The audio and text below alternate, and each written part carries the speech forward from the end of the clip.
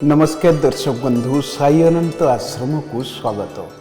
2025 वर्ष मासर शेष दिन पहुंची यह सहित विश्वर ध्यान 2026 उपर केंद्रित रही। तमें पुओ को नहीं कि बाबा पाख आसला परे आपनकर कोन परिवर्तन होई पुओर जो गोड़ हाथ फाटुला तार भी कोन परिवर्तन होई? हाँ मो एमती जड़े सांग पिला शुणिकी आपण पाक आसली आसला मो पु दीर्घ 7 वर्ष है जो कष्टा भोगुला मोर हृदबोध हो 7 दिन गला भाया लगे तेणुक बहुत सल्व हो जाए बाबा को कोटि कोटि प्रणाम आउ महावीरी पंचमुखी महावीरी हनुमान को मो स्वामी जहाँ कहले मुझे से कहूँ चाहूँगी तथा मोर अलग अनुभूति बाबा कहले मेडिटेशन करने आम 4 खाली मेडिटेशन कलापर काली कर मेडिटेशन मुझे निजे महावीर आसिक छुई पेटू देवी आ मुझे कष्ट पाई मो पुओ एमती कि बर्तमान अनुभव करुँच मो पुओ भविष्य संपूर्ण भल। अच्छा पुओ एडी आसिले परे मोर जति माने कष्ट थिला म आगुरु जमा चाली पाउनथि एडी जति सप्ताह भीतर आसिलेनी माने मते एते भल लागछि म तो चालियो छु बुलियो छु खेलियो सब भल आगु मु किछि करे प्रतिवर्ष परी चर्चार केन्द्रबिंदु पलटि बाबा भेंगा जे बालकांड नोस्ट्राडामस भाव में जनाशुना कहुए जे से अनेक प्रमुख घटना उपर इंगित करथिले जहाँ तांको दाबीर रहस्य को आहुरी गभीर करथिला।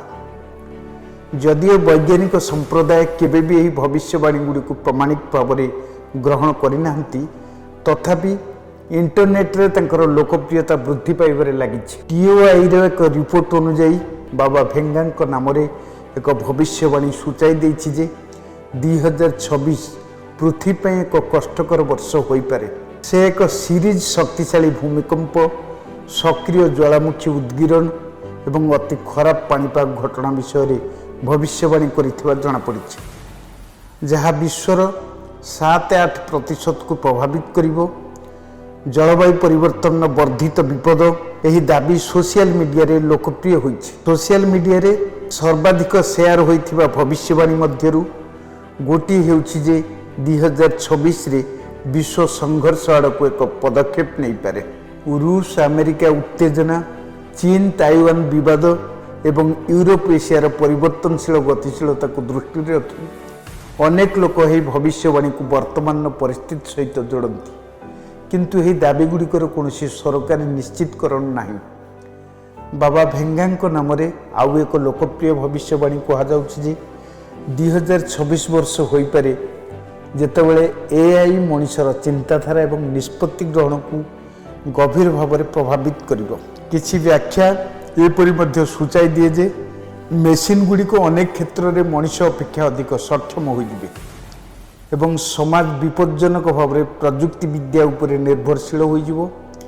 एही दाबी टेक्नोलोजी शिल्पर व्यापक भाव में आलोचना होउछि। इंटरनेट रे सबुठारु चांचल्यकर दाबी होउछि जे बाबा भेंगा नवेम्बर 2026 रे एक बाह्य सभ्यता सहित संपर्क विषय रे कहिथिले। किछि रिपोर्ट रे एपरि मध्य कहा जायछि जे पृथ्वीर वायुमंडल निकट में एक बड़ महाकाशयान देखाजिबो किंतु वैज्ञानिक संप्रदाय यही दाबी गुड़ी को संपूर्ण भाव में प्रत्याख्यान करती। अनेक लेखार दाबी करा जायछि जे बाबा भेंगा रूस रु जड़े शक्तिशाली नेता उदय होगा विषय रे कहिथिले जे अंतर्जातीय राजनीति रे एक बड़ परिवर्तन आनी परिबे। यही दाबी संपूर्ण भाव में व्याख्या उपर आधारित किंतु यह सामाजिक गणमाध्यम रे व्यापक भाव में प्रसारित होउछि। रिपोर्ट गुड़ी को सूचाई देउछि जे 2026 वर्ष विश्व अर्थनीति पर मध्य कष्टकर हो पारे। दाबी अनुसार मुद्रा बाजार बैंकिंग व्यवस्था एवं खाद्य एवं शक्ति जोगाण उपरे चाप सृष्टि हो पारे।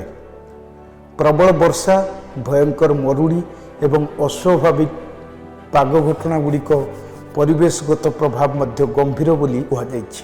कथित भविष्यवाणी गुड़िकरे एशिया विशेषकर चीन बढ़ुवा गुरुत्व विषय मध्य उल्लेख करा जायछि जहाँ को अनेक लोक आसन्न भू राजनैतिक परिवर्तन संकेत भाव में व्याख्या करती। धन्यवाद।